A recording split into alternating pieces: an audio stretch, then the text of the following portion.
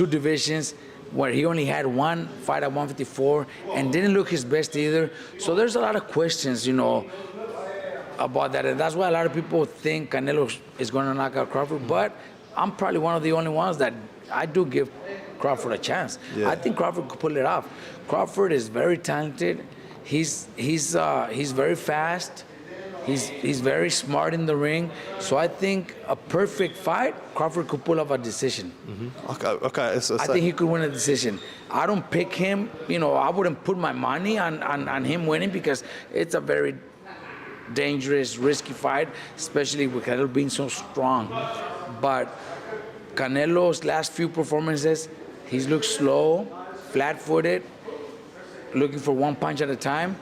And if that's the Canelo that fights Crawford, Crawford could win a decision. Crawford could outbox him, could outsmart him, could land 3-4 punch combinations and move and win a decision. So do I give Crawford a chance? 100% think Crawford could pull it off. Would I put my money on it? Probably not, but I do give him a chance. Yeah, good stuff. Look, Robert, appreciate you taking time to speak to me. I appreciate you letting me in the gym today. Always a pleasure. And hopefully be catching up sometime soon. Thanks appreciate for coming. it. Thank you. Also, if we remember, Canelo at that time was a razor-thin decision. Floyd won, majority decision. C.J. Ross had it with what a lot of people had as a draw. And then the other two judges scored it for Floyd, of course. And that was a Floyd at the top of his game with a very green Canelo with very little experience, and he still took him, into deep waters. So. What was Canelo? What, 20-something? 20 what? 23? 25? Yeah, he was. Very, very young in the game, obviously. Very young. He had more fights than Floyd, and he lost. Yeah, to a man that was 30-something years old, 36. But Floyd was clearly at the top of his career, and Canelo had fought a lot of people. But how you at the top of your career in your prime? You ain't in your prime when you're at 36. That's not your prime. Did he lose? I mean, your prime is in your 20s. It's different for different people. Yeah, okay. Well, so, and that's why Canelo is saying what he's saying. I mean, don't you? I mean, want to make himself look like he did something great. Time undisputed is insane. If you were to beat Canelo, Terrence Crawford, at that point, pound for pound, right under Floyd. Wherever you got Floyd, I put whatever you got him, Terrence Crawford is right behind him. Unless you got him first. Okay, how about me? Because I don't have Floyd in my top 10. I have Pacquiao over Floyd. So I know somebody's about to get moist, but I would put Terrence Crawford, man, that's old school. That's Henry Armstrong, Sam Langford. Like that's old. That's Joe Gans and Barbados Joe Walcott and Barbados Joe, not Jersey. I'm Barbados. Like that's old school accomplishments. Man, that's throwback though. I would have to assess that. 3-time undisputed in the 4-belt era, and against who? Yo, that I don't think Pacquiao would have I don't think he achieved anything in a single fight that would be greater than Terrence Crawford jumping up 3 weight classes and beating Canelo. I don't think Pacquiao achieved anything in a single fight greater than that. Not in a single fight. Beating Cotto, because Cotto was weight drained. Has Floyd done anything? Well, he beat Canelo. Canelo done something that is amazing when Canelo was able to go to light heavyweight and become light heavyweight champion. Something that I didn't even see him going up that heavy, and he did. Lands good punches. I think Canelo could hurt Crawford. Crawford's, first time in that division and jumping 2 divisions. Terrence Crawford being, to me, my favorite fighter. I mean, the best fighter pound for pound can be Canelo. I mean, a 147-pounder moving up to 68. Because of the weight disadvantage. I can't go all the way up to 180 or 190 pounds. Canelo Alvarez versus Terrence Crawford is shaping up to be one of the most polarizing fights in modern boxing history. On one side, you have Crawford, a 3-division world champion and 2-time undisputed king, looking to defy all odds by jumping from 147 to 168 pounds. On the other, Canelo, a 4-division champ and current undisputed super middleweight ruler who's been dominating naturally bigger opponents for years. Floyd Mayweather, Robert Garcia, and Joel Diaz all echo the same concern. Size matters. It's not just about skill. It's about absorbing punishment, maintaining explosiveness, and enduring the physical toll of fighting naturally bigger men. Canelo has proven himself at this level. Crawford hasn't. Yet despite the odds, some still believe Crawford has a real shot. One of the biggest things in this Canelo-Crawford fight we are not talking about is the ring size. If these guys are fighting in the non-traditional 18 by 18 ring, you're gonna want to put your money on Canelo, guys. It is a big difference. Losing out on that extra 4 feet is going to be an issue for Crawford. It's still possible. Crawford's talented. He's athletic.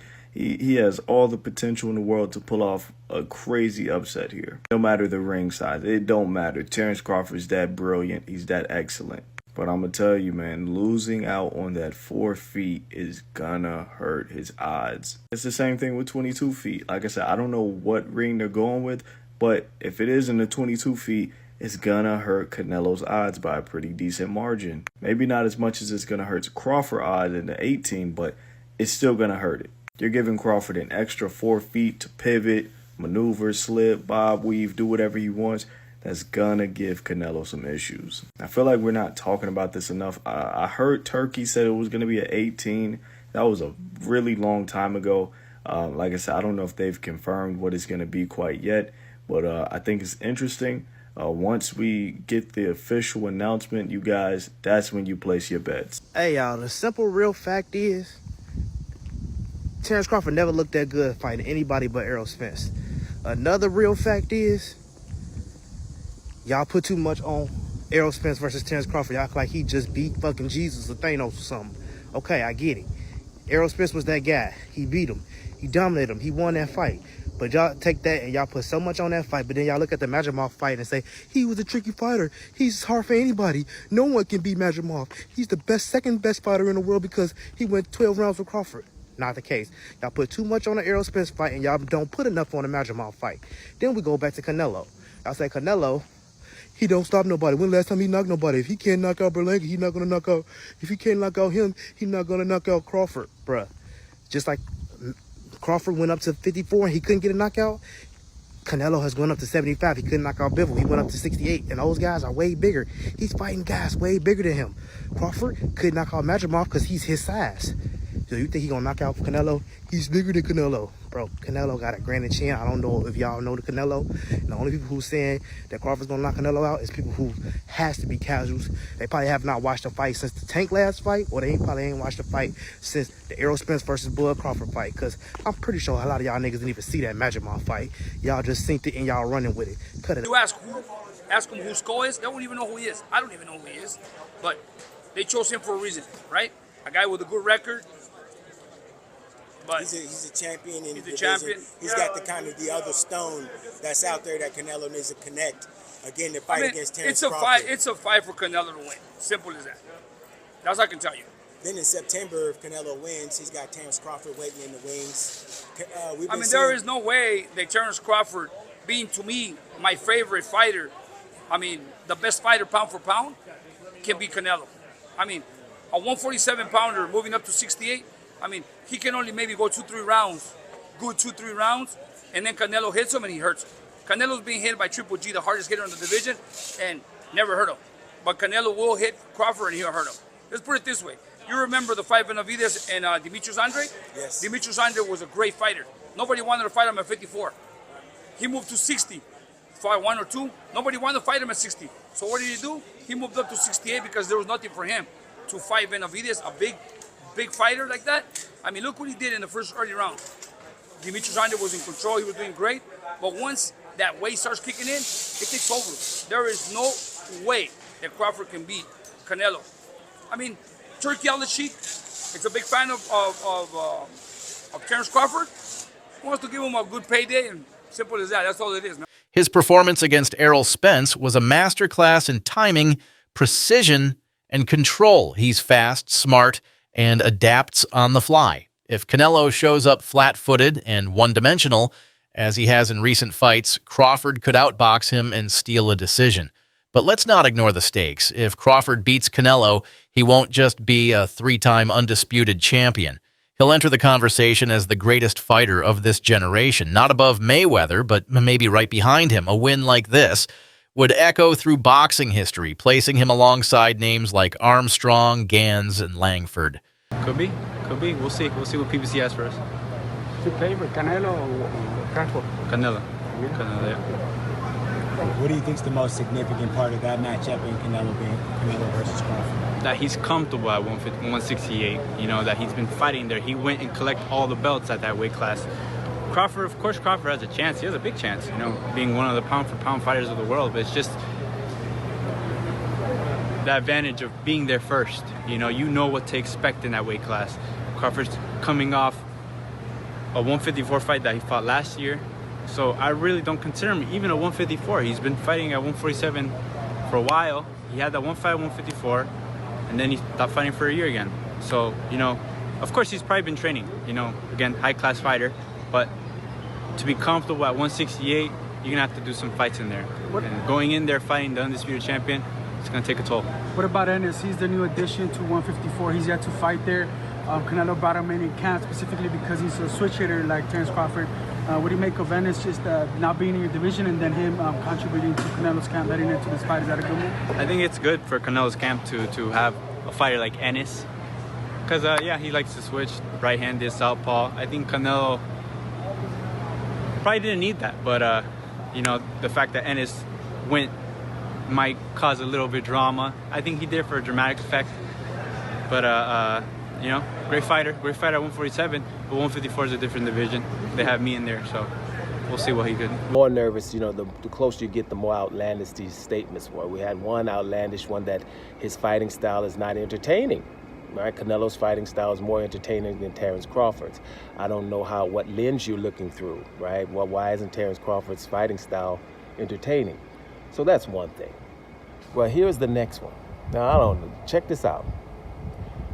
They're saying that Terence Crawford won't even be great if he were to defeat Canelo Alvarez. He won't be great if he defeats Canelo Alvarez because all the stuff he's done until now, becoming two-division undisputed, beating a lot of undefeated fighters and a lot of fighters with one loss, seems to not be anything. But even beating Canelo Alvarez, the face of boxing, four-division champion, undisputed super middleweight champion, none of that would matter because they list fighters that he would have to beat to become great. And most of them are fighters that four-division champ, Canelo Alvarez, that he won't fight. He would have to beat Artur Beterbiev, right? Canelo ain't fighting him. He would have to beat Dmitry Bivol, who Canelo won't fight again, definitely at 168 pounds because he wants to fight him at 175 because he wants to have the excuse that that weight could be too big for him. Dmitry Bivol wants to fight Canelo Alvarez at 168 so he can become two-division undisputed. Canelo doesn't want that. But Crawford has to beat that guy, right? Crawford has to beat David Benavidez as well, right? We know Canelo doesn't want to fight him, but Crawford has to beat him to become great, right? Remember, Canelo's great already. Then he would have to fight David Morrell. Be too soon for Xander, but who knows, man? I mean, who knows? Yeah, absolutely. Do you feel like Canelo needed more seasoning when he fought Floyd? Or do you think that Floyd just got his number, period? Yeah, I think he was very inexperienced when he fought Floyd. You know, he's a different fighter, but see, everybody's different. That fight is what made Canelo become the fighter that he is today. So, you know, that's why boxing, man, is like when they shame guys for losses, it's like, man, you just got to really see how a fighter bounces back from a loss. It's like, because, you know, when Canelo lost to Floyd, there was a lot of things that Canelo learned in that fight that he added to his game. Next thing you know, Canelo started moving his head and his counters got better and his speed and he understood timing. He understood how to like break guys down differently because he learned that off Floyd. So I think it was a good learning experience for Canelo. And then, you know, I think that kind of fight is gonna help him in the Crawford. Still, critics argue he'd need more. Beat Bivol, beat Benavidez, beat Morrell. Only then, they say, can he match Canelo's legacy. But if Canelo isn't willing to face those names himself, is that a fair standard? Ring size, power, weight, and experience all favor Canelo. But Crawford's talent is undeniable. If he pulls it off, it'll be one of the greatest wins in boxing history. If he doesn't, the attempt alone still pushes his legacy to new heights. Either way, boxing wins.